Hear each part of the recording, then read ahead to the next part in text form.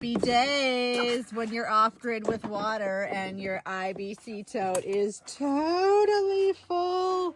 250 gallons of glorious water. Not even sad about the rain. Bring it on.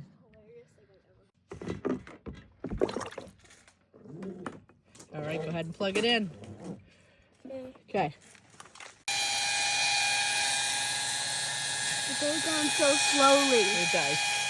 It takes a while to fill. Yeah. Water fell. You're wondering about my ingenious system, and I'm not taking credit because this was set up for me. It's the awning. Right? It comes down, but it comes down lower. See the angle?